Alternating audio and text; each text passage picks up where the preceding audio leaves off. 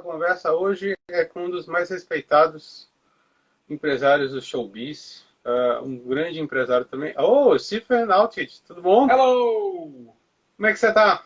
Tudo bem, graças a Deus. E você, Sr. Jonas? Tudo jóia. É isso mesmo, Stephen? Nunca mais seremos os mesmos? Eu acho que não, mas pode acabar sendo bom também, cara. Ah, o que você Entendeu? vê de bom nisso, meu?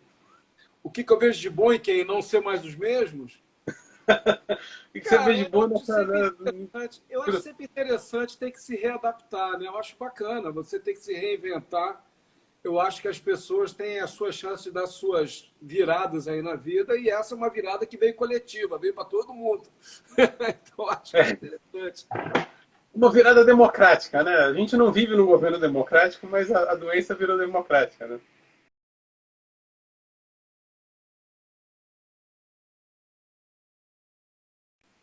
Isso, escolheu? No teu caso, por exemplo, você é um empresário que trabalha com shows internacionais, Uhum. que nos últimos tempos já estavam passando por vários problemas, entre eles a alta do dólar, né, a queda de poder aquisitivo do brasileiro e tal. Como é que você está tendo que se adaptar a isso? Olha, na verdade é uma adaptação forçada, então você teve um prazo muito curto para se adaptar, você tem que reorganizar a empresa de uma forma muito rápida, você tem pouca margem de erro, você tem que tomar as decisões sem ralentar muito, né?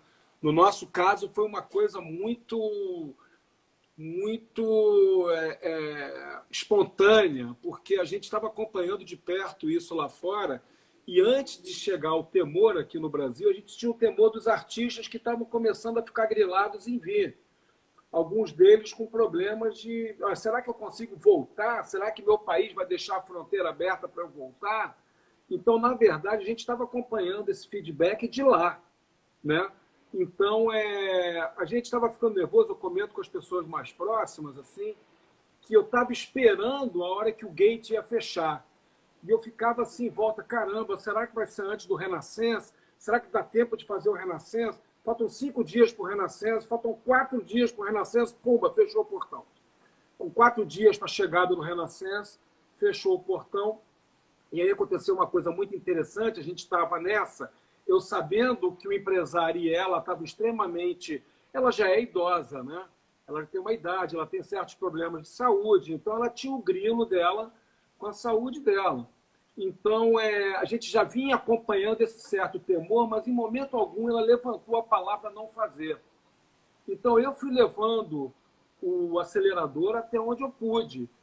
Aí, foi uma sexta-feira. Na quinta-feira, comecei a ficar extremamente preocupado. Lembro que eu tive um papo muito longo com meu irmão no telefone.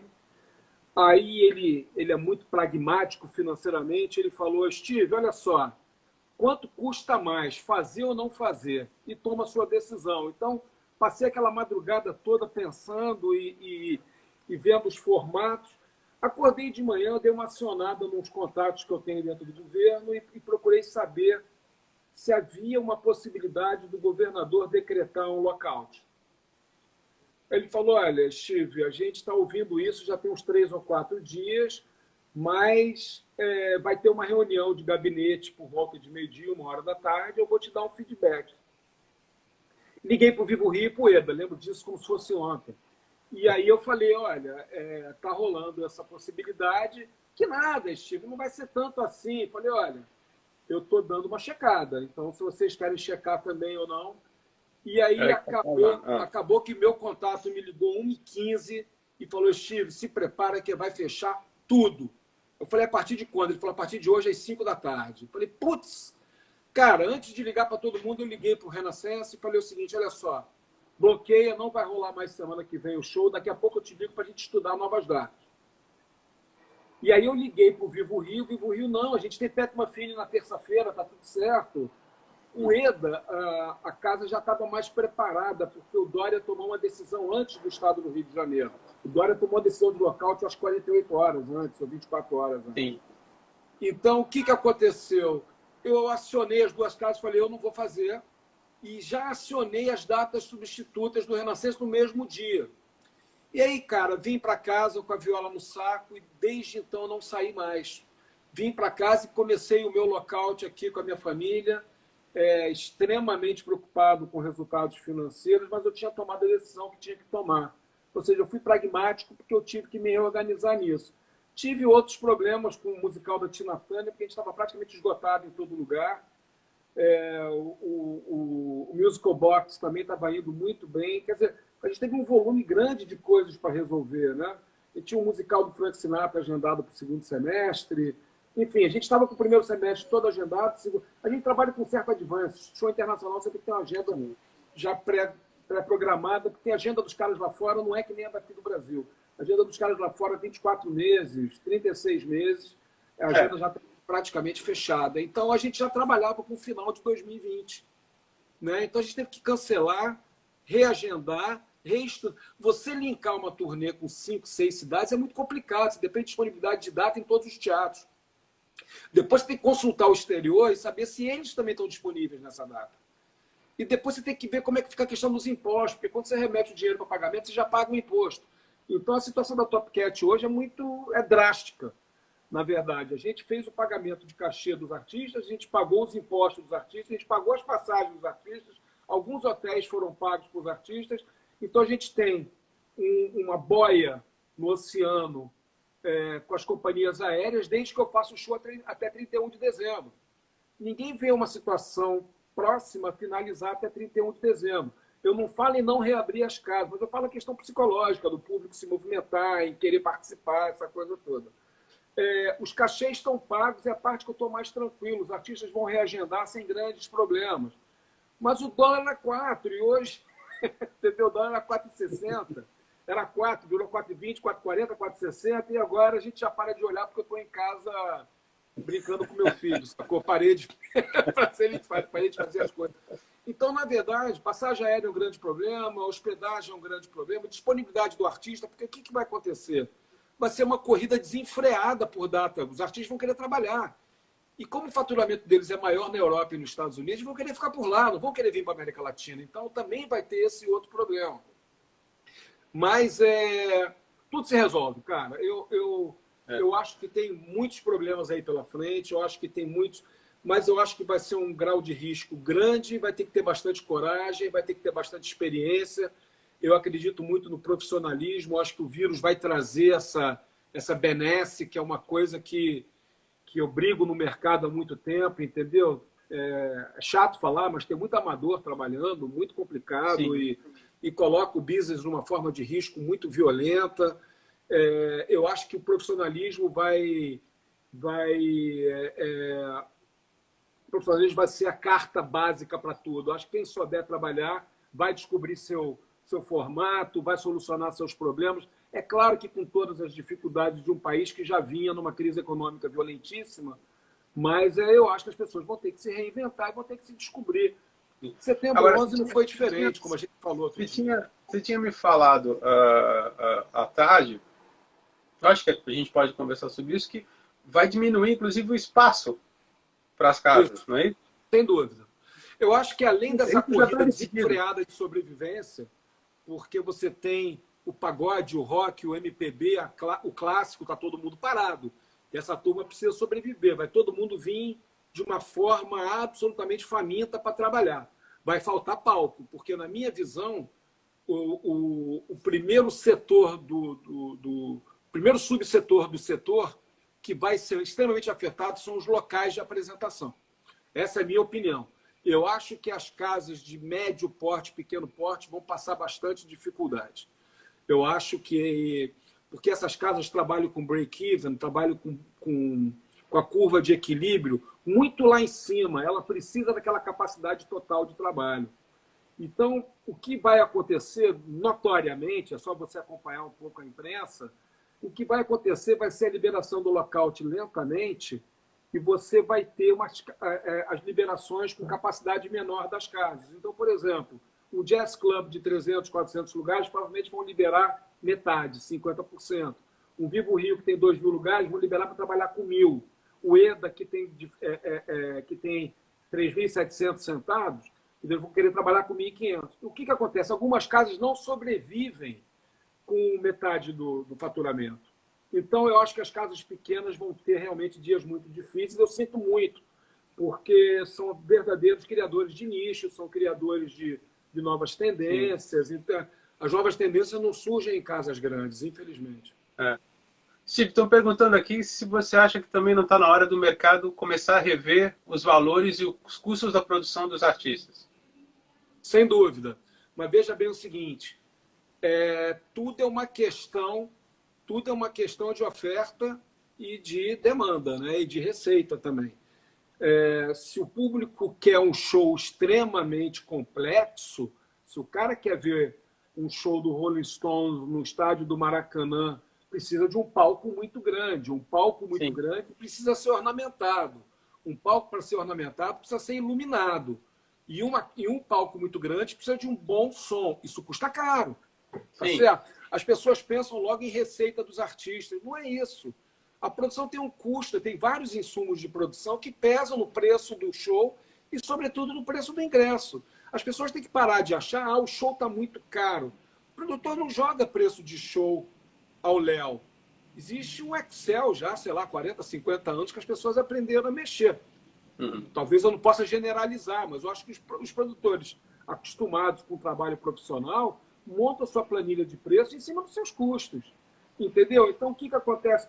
Poxa vida, queria muito ir no show do Kiss, que a Mercury faz, né? que o Muniz faz com muita excelência. Mas é caro pra caramba, tá R$1.000 o ingresso. Caramba, R$1.000 o ingresso, tá falando aí de 150, 180 dólares, se for o caso. Você não paga a produção do Kiss com o preço de ingresso nessa linha. Você está entendendo? Quer dizer, você tem custo de frete, você tem passagem, você tem o cachê do artista, você tem os impostos que são pesadíssimos. O governo é meu sócio. É importante a gente fazer as pessoas entenderem isso. Entendeu? Quase 50% do preço do teu ingresso não fica comigo. E a casa que cede o espaço, a arena, a casa, fica com o percentual dela também. Porque as pessoas falam, pô, o produtor é ganancioso, o ingresso está muito caro. Pô, o cara tá rico, vai trocar o carro, né? Não é assim, né? Não é essa linha, né? Quem é consciente monta seu preço do ingresso em cima dos seus insumos. Né? Mas nesse ponto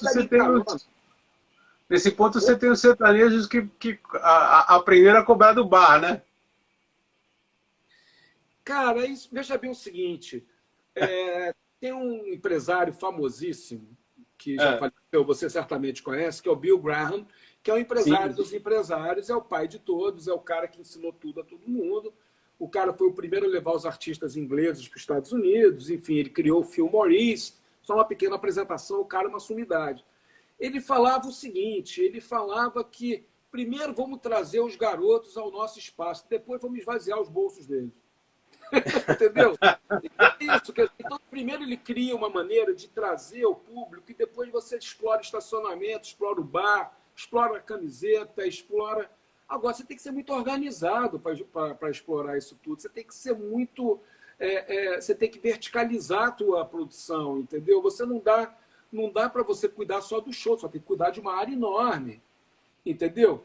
Eu, por exemplo, tenho certas áreas da produção que eu não me envolvo nem oferecido. E isso desde sempre. Por exemplo, bar é uma coisa que nunca me atraiu. Eu nunca gostei de trabalhar com a área de alimentos e bebidas, pelo simples fato que eu nunca consegui chegar a uma conclusão de quanto que cobra um preço de um cheeseburger. Porque eu não sei quanto custa o pão, a carne e o queijo. Como é que o cara chega à conclusão que é R$9?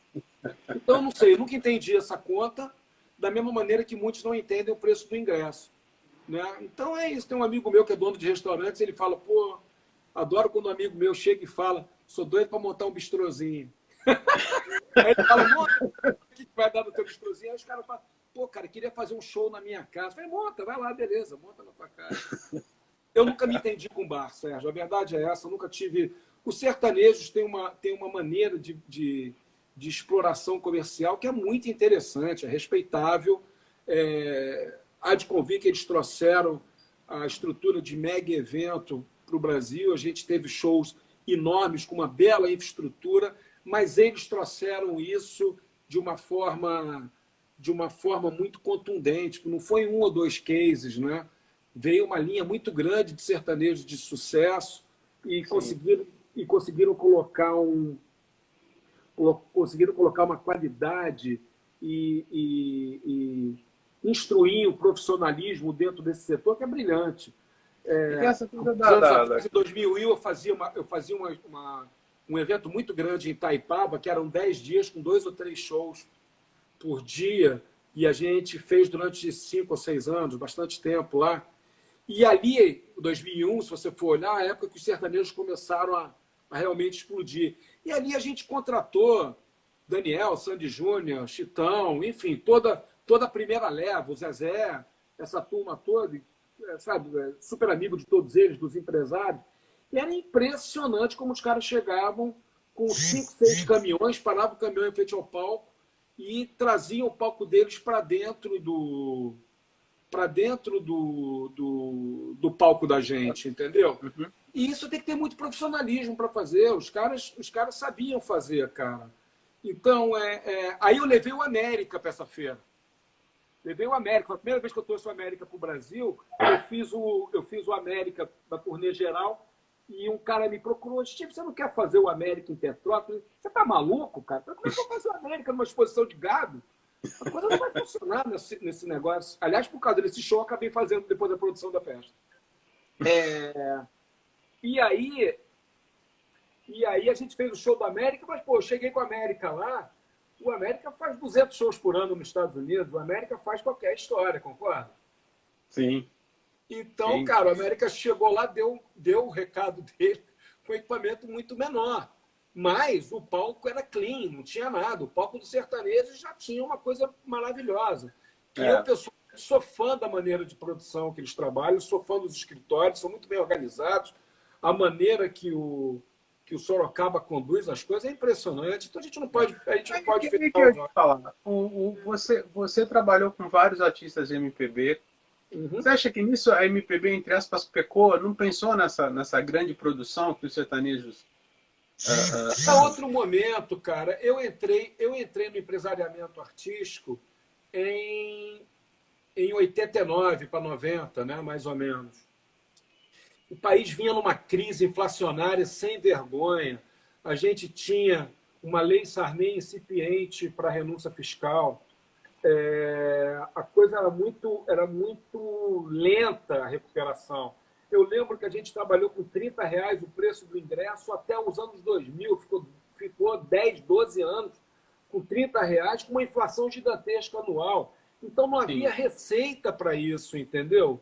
Então, quando começou a entrar o rock pop começou a solicitar um equipamento melhor.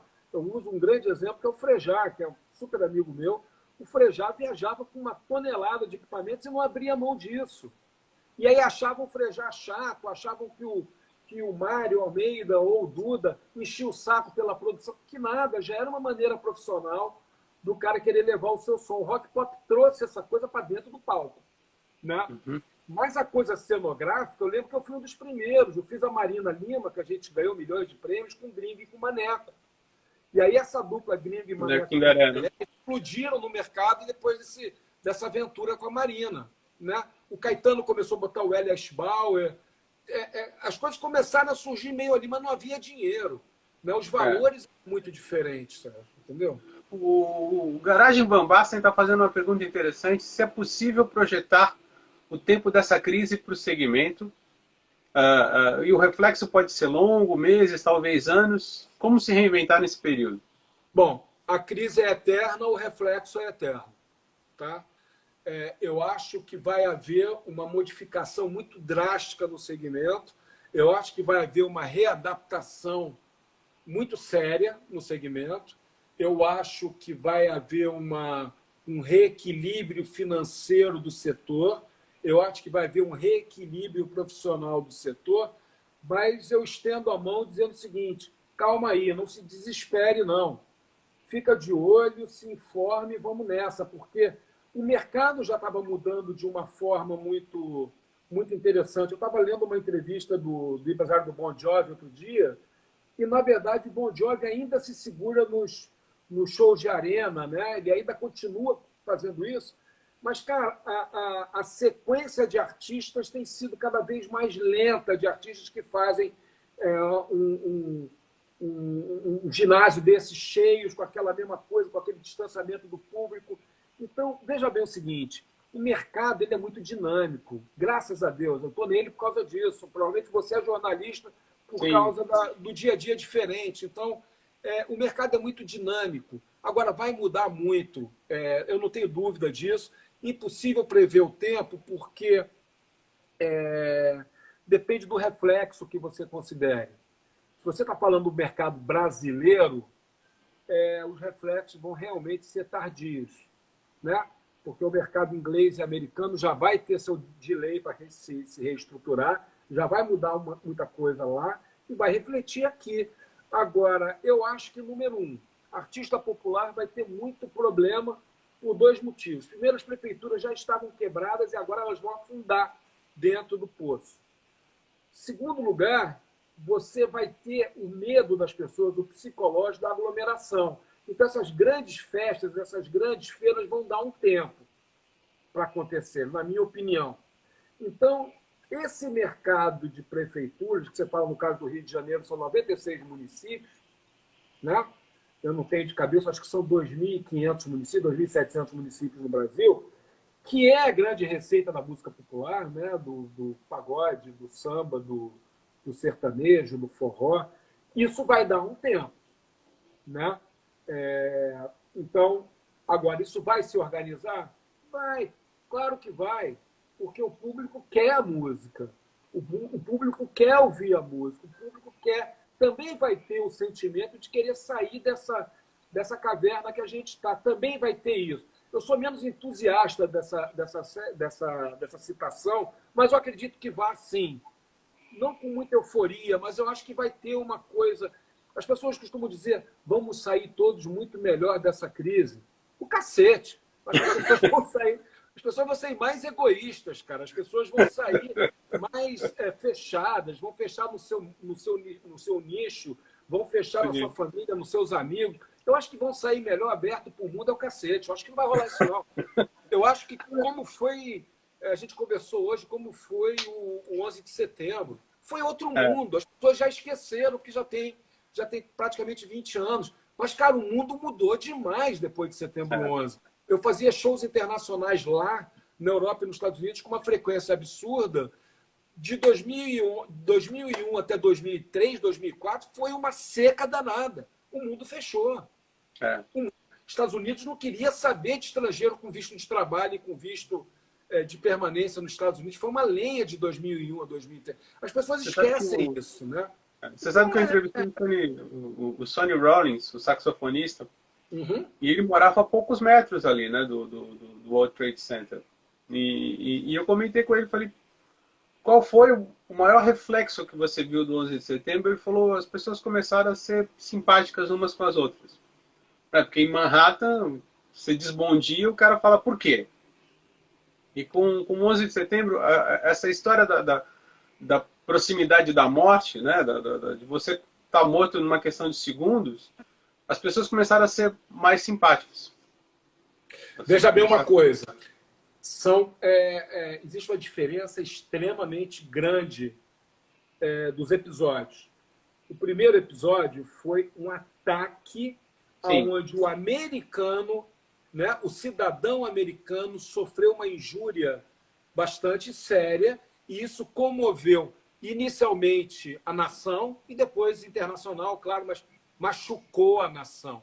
Então, não existe povo mais fechado para si mesmo no mundo do que o americano.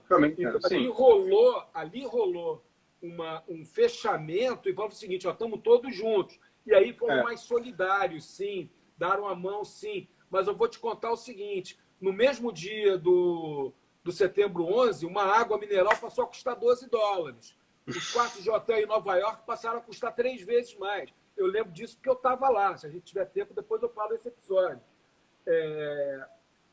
Então, o americano foi extremamente capitalista no sistema do setembro 11, sim.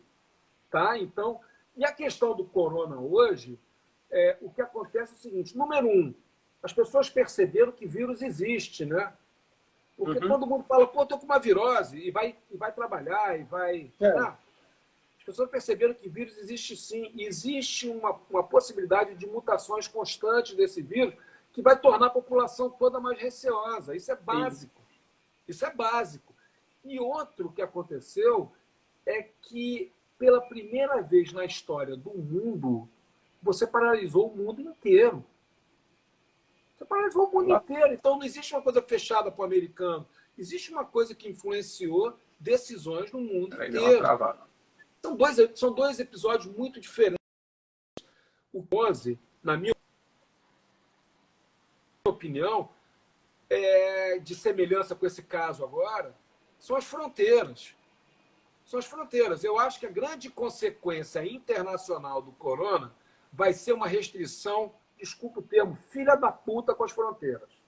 Eu acho que o que aconteceu em setembro 11, Estados Unidos nunca mais foi o mesmo na recepção de estrangeiros, na emissão de visto de trabalho e na realização de trabalhos internacionais lá dentro. Nunca mais. Eu ia para os Estados Unidos com uma facilidade enorme com o Ivan, com o João Bosco, com o Ed, e a gente fazia milhões de coisas. O visto custava algum dinheiro, mas não era tão difícil tirar o visto de trabalho. O visto de trabalho nos anos seguintes viraram uma dor de cabeça danada. E eu acho que isso vai acontecer agora. Eu acho que as fronteiras vão se fechar, eu acho que a vigilância sanitária nos aeroportos, nas rodoviárias, nos trens europeus, vai ser de uma forma, olha, praticamente insuportável, a ponto de inviabilizar. Eles vão fazer de tudo para evitar que as pessoas cruzem as fronteiras.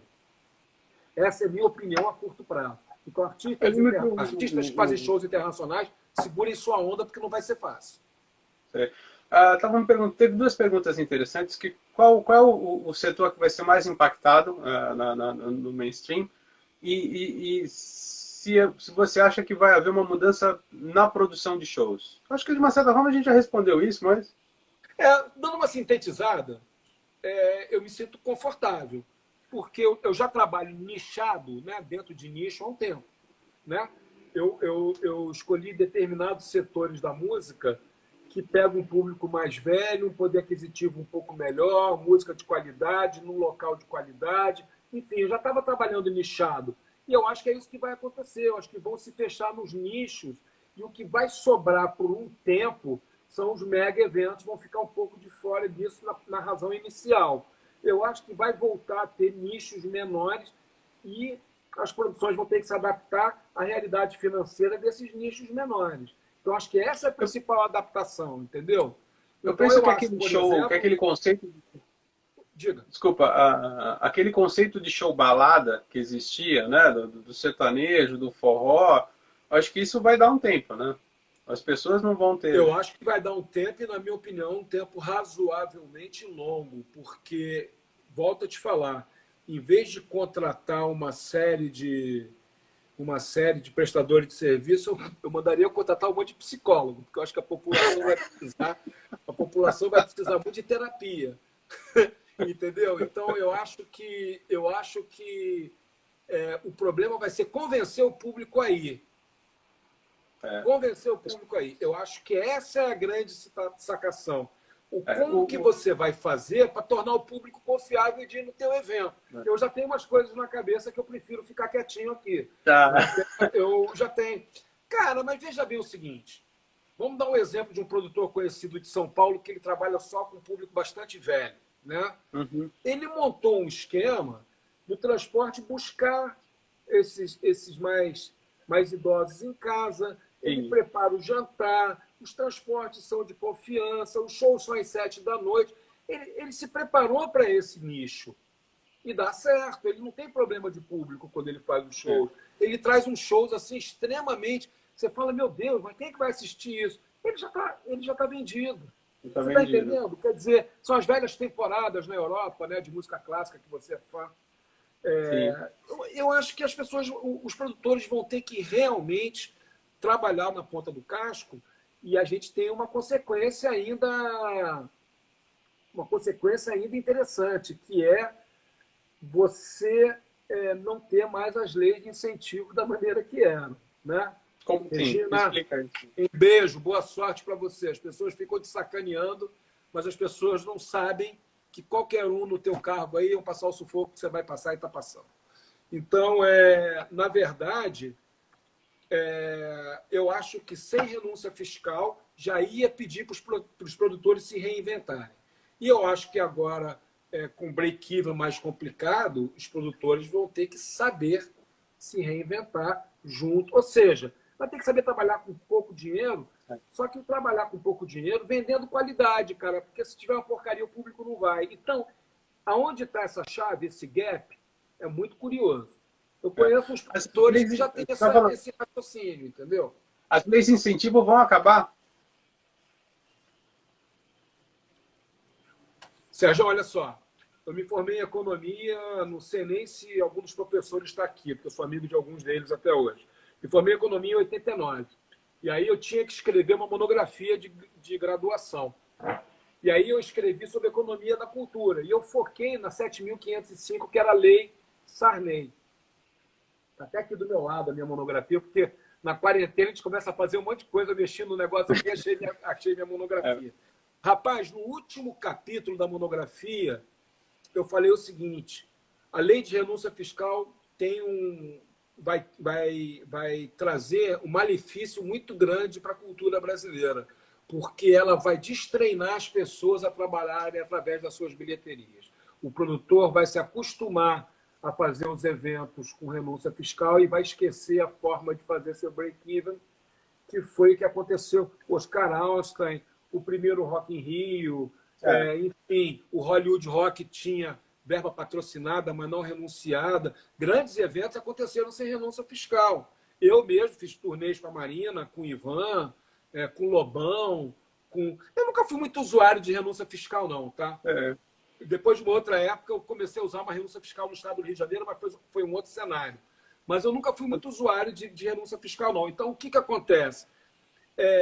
Eu acho que a renúncia fiscal ela é super bem-vinda se ela for como um gancho para você alavancar, você se auxiliar em algumas coisas. Eu prefiro, por exemplo, a renúncia fiscal direta. Eu queria que o governo falasse o seguinte: olha, o setor de entretenimento não vai pagar IR, ou não vai pagar PIS e COFINS, ou vai pagar, em vez de 90 dias para pagar, vai ter 180, ou a taxa de IR, em vez de 4,8, pode ser 2,5. Eu já levantei essa lebre no governo várias vezes. Eu prefiro isso do que a renúncia fiscal direta.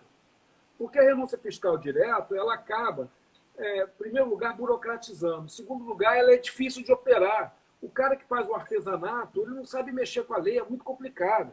E ele vai mexer, vai arrumar alguém para mexer, e ele vai ter que devolver 5 anos depois, porque ele não vai saber prestar conta. Ele vai arrumar um problema maior do que o que ele tinha. Então, eu acho que a lei de renúncia fiscal, eu acho que existia uma visão de alguns ministros atrás, o Gil, um cara muito sólido com isso, que precisava realmente abranger ela, né, cara?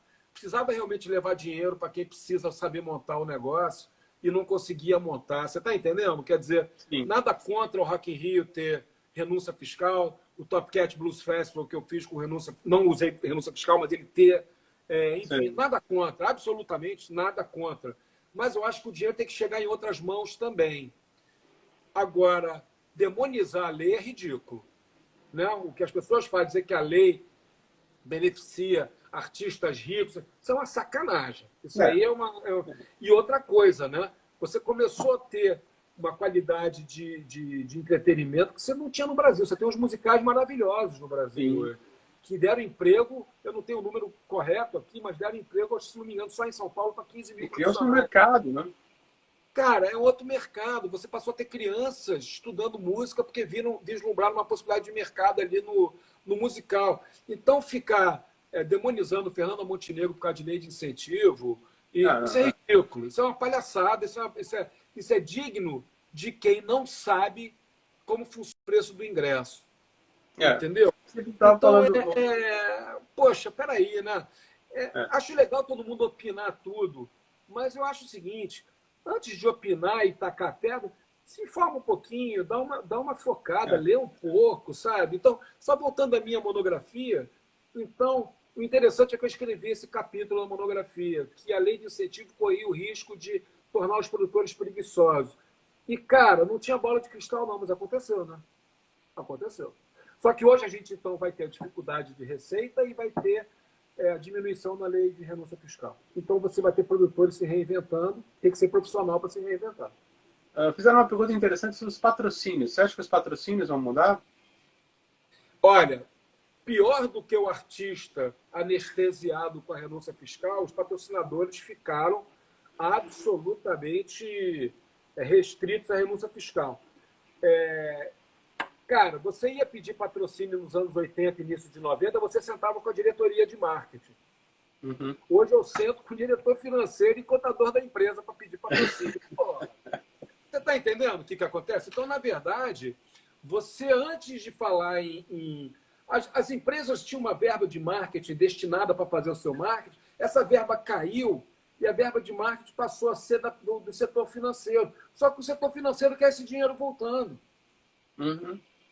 De diversas formas, isso aqui dá uma outra conversa, tá? O setor financeiro quer esse dinheiro voltando de diversas formas. Semana que vem, sim, foi parte 2. Tem gente até que fez casamento com esse dinheiro aí. Mas, então, o que eu estou te colocando é que o setor financeiro das empresas atua diretamente na renúncia fiscal. E não mais o setor de marketing, cara. Uhum. Então, o evento passou a ser dirigido pelo setor financeiro das empresas. Então, você tem um caminho mais árduo para galgar, para conseguir isso, entendeu? Então, voltando à tua conversa de patrocínio, o patrocinador vai voltar a dar grana? Cara, eu acho que eles estão mais inertes do que o show business. Eu acho que esses caras voltarem a dar dinheiro, que a gente chama de dinheiro direto, cara, é difícil, hein? Quando você fala com um produtor, o cara fala para você, conseguiu o patrocínio da empresa tal. Você fala, beleza, renúncia ou direto? Já criou a expressão direto, entendeu?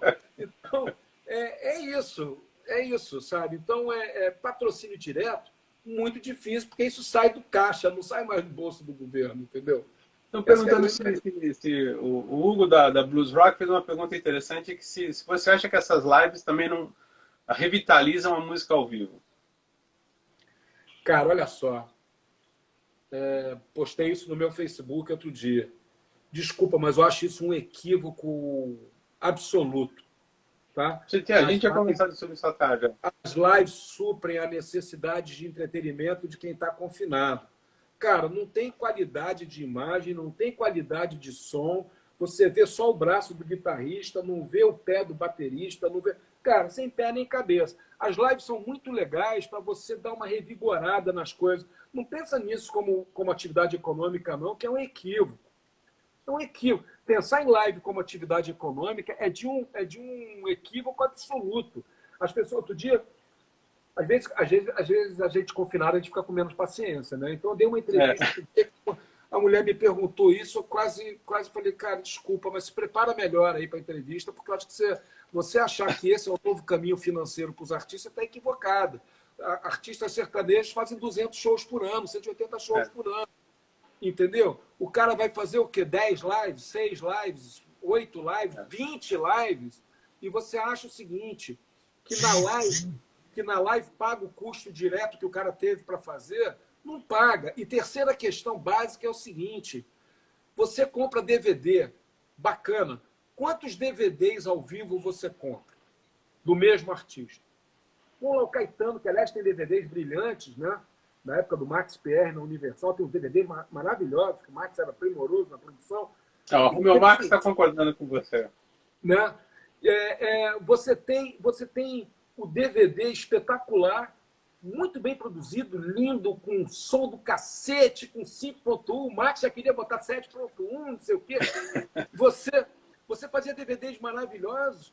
Cara, o cara assistia 2 vezes o DVD em casa, 3 vezes em casa, e ele comprava 3 do mesmo artista. Ele não compra. Se o artista fizesse 1 por ano, o cara não compra um DVD por ano. O mercado mostrou que isso não acontece. Você acha que o mercado vai ficar vendo live a vida inteira? Isso, desculpa, mas isso é uma desinformação. Eu estou vendo você falando comigo, a imagem está pálida. Sabe? Eu não estou vendo meus braços, meu teto está estranho, minha luz está estranha. Cara, live é uma merda, desculpa, entendeu? O som já era comprimido, pacas no rádio do carro. Vai ficar ouvindo live por celular? Pelo amor de Deus, acho que tem que ter um mínimo de qualidade na música que você ouve e respeitar isso, porque o artista tem um trabalho danado para montar esse negócio bacana que você ouve. Não acho live caminho nenhum. Eu acho que é uma forma de entretenimento momentânea. Eu acho que é uma distração fabulosa. A gente está aqui hoje batendo papo, algumas pessoas estão estão vendo. Eu só peço perdão de não estar respondendo as pessoas diretamente, porque eu não enxergo. O Sérgio está lendo ali, eu não estou conseguindo ler. Tô lendo. Eu acho live muito bacana como uma forma de entretenimento momentâneo. Agora, as pessoas estão inventando um monte de coisa. Eu tive uma conversa com o Carl Palmer há uns 2 meses atrás, ele me ligou para uma outra história, e ele falou que ele tinha recebido uma proposta milionária do Bruce Moran, que é da Live Nation, que eles queriam investir no holograma do Emerson Lake and Palmer. Uau! Né? E ele perguntou o que eu achava. Eu falei, cara, eu acho que é o One Shot Show. Eu acho que você vai fazer isso, vai fazer uma roda e depois vai cessar. Não é uma coisa que vai perdurar. Agora, o Bruce Moran não é holograma de merda, né, cara? Ele vai fazer uma coisa interessante. E eu não sei, cara, porque Emerson Lake and Palmer tinha a coisa da vibração musical no momento. Então, mas é uma forma de ganhar dinheiro ali momentânea. Eu acho que pode funcionar? Pode. Tem uma outra questão muito interessante que meu filho hoje me chamou a atenção. Falou, pai, você já reparou o que estão fazendo na Dinamarca? Eu falei, cara, desculpa, já não tenho mais saco de ver o que o neguinho está fazendo. O que eles estão fazendo? Estão fazendo show com os rappers do cacete na Dinamarca em drive-in. Eu não tinha pensado nisso, mas também é uma possibilidade. Está indo uma porrada de carro, parando os carros, com o cara no palco cantando e os carros buzinando, dando tchau. Cada um no seu carro, né? Cada um acha uma alternativa, mas são alternativas ainda incipientes, momentâneas, para desestressar, desencanar. Eu estou quase fazendo uma camiseta, porque vou me bater. Estou quase fazendo uma camiseta dizendo assim, live não. Live, estou quase fazendo uma camiseta live não. Estão perguntando se para baratear não seria interessante que os shows rodassem por mais cidades no Brasil. Cara, se o artista tiver demanda, é claro. Né? Sim. Por exemplo, o projeto da Tina Turner estava rodando bastante lugar, com uma venda de ingresso impressionante, esse musical da Tina Turner. O Tommy foi muito bem em todo lugar. A gente viajou muito com o Tommy e foi um sucesso absoluto. Né? Então, agora, o Renascença não cabe em todas as cidades. O Renascença é Rio, São Paulo e Belo Horizonte, talvez Sul e por ali vamos, e não sei o quê. Tem uns públicos muito específicos, né, cara? Então, claro que você fazer uma prorata de custo por cidade, agora, quem perguntou, não lembro o nome, mas não é uma realidade muito possível. Você sabe por quê? Porque para montar um show é muito caro. Para montar um show, por mais simples que seja o show, é muito caro. Então, muitas cidades não têm essa infraestrutura e a bilheteria naquele teatro de 500 lugares ou 1.000 lugares que tem na cidadezinha dele não vai pagar o custo.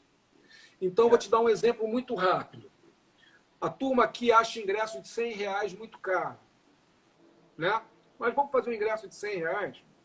E aí você vai fazer um teatro de 1.000 lugares. Então, você fatura R$100.000. Tá certo? O governo me tira logo de cabeça 5 de ISS e 5 de ECAD, já sai 10% da cabeça. Então a gente já fica com R$90.000. Desses R$90.000, eu tenho que pagar o próprio teatro. Eu tenho que pagar o som, eu tenho que pagar a luz, eu tenho que pagar o hotel, eu tenho que pagar a van, eu tenho que pagar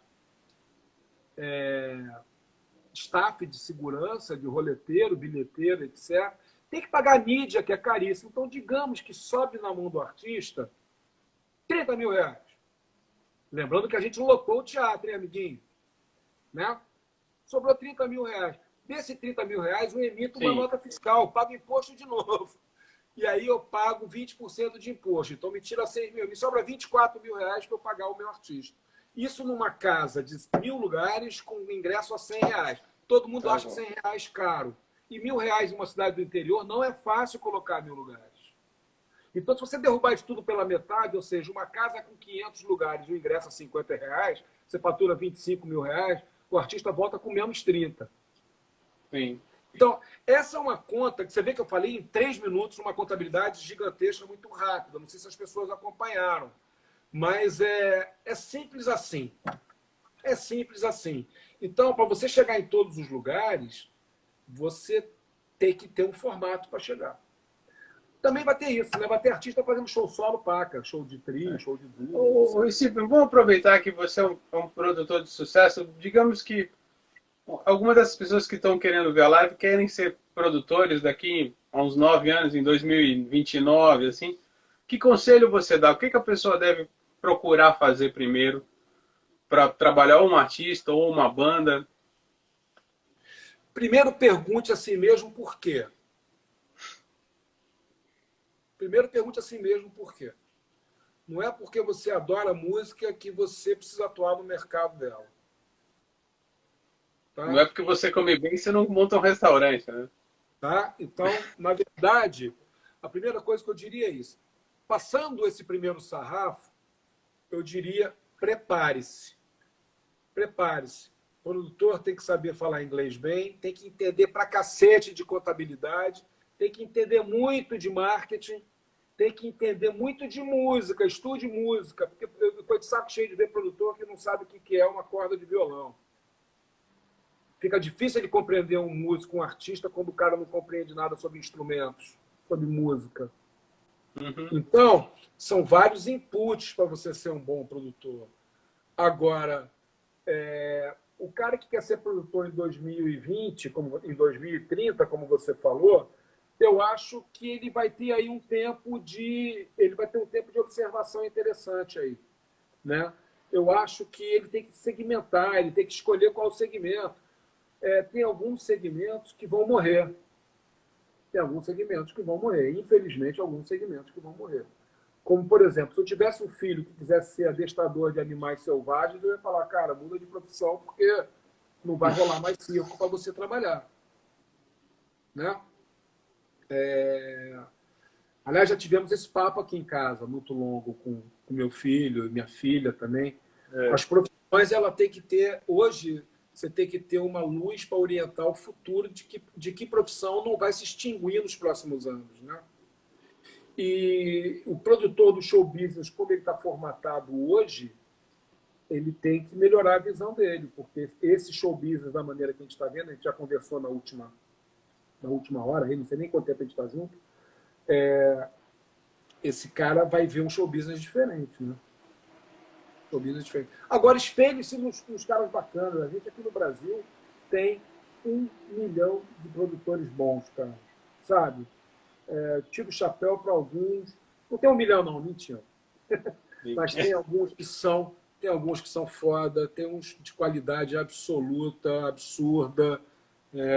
Tenho a sorte de ser amigo de praticamente todos eles. Agora, eu vou te falar o seguinte: nenhum desses caras ganhou isso do céu, tá?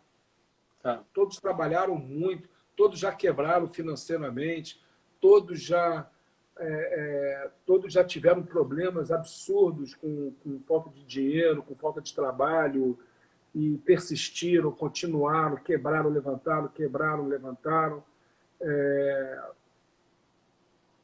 O caminho não foi fácil até aqui, não. Eu tracei um caminho muito por setores diversos, sabe? Eu acho que por isso formou a minha bagagem, para dizer a verdade. Os velhinhos dão menos trabalho. Então... Oi? Os velhinhos dão menos trabalho?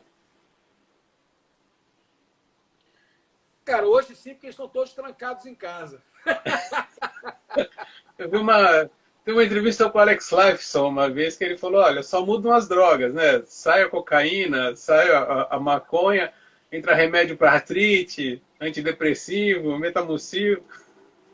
Cara, artista não dá trabalho. Artista não dá trabalho. O teu trabalho é evitar esse trabalho, cara. Artista dá trabalho. Porra, já lidei com artista dos mais diversos problemas, mas me tornei amigo de todos que eu trabalhei, assim, com muito orgulho. Tivemos uma relação intrínseca, todos, com todos, assim. Quando você acha que ele está dando trabalho e te enchendo o saco, pede o boné e troca, porque não vai rolar. Steven, eu queria agradecer você. Nosso tempo já está terminando, daqui a pouco o Instagram nos corta. E eu queria agradecer publicamente, porque você me proporcionou a honra de entrevistar o Steve Hackett.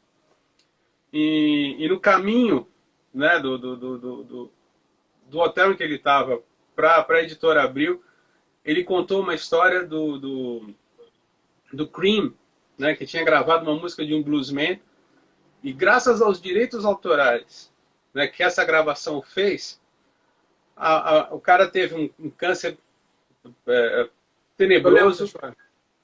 pagou o tratamento médico e conseguiu pagar o enterro. E o mais bonito de tudo é que quando ele terminou de contar essa história, ele estava chorando. O Steve Cara, tem Hackett. uma Aí você fala assim, esse é um homem que gosta de música. Tem um detalhe importante para a gente finalizar sobre isso.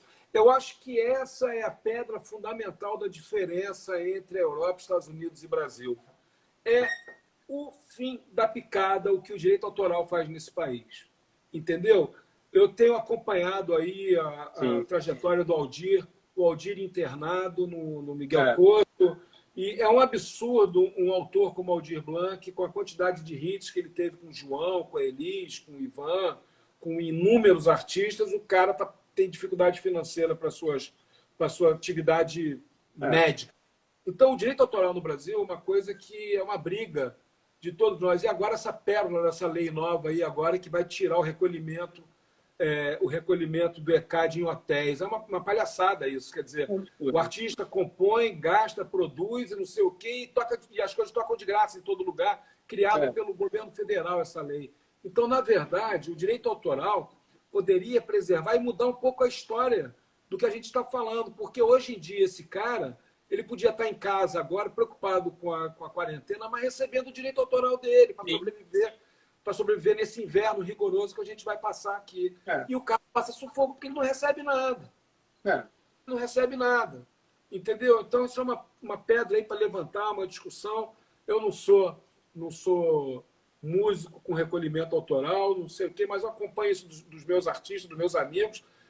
Eu acho que essa é uma pedra fundamental. O Steve Hackett falou sobre isso. O cara conseguiu fazer uma sobrevida graças ao recolhimento autoral de uma música interpretada por um único artista.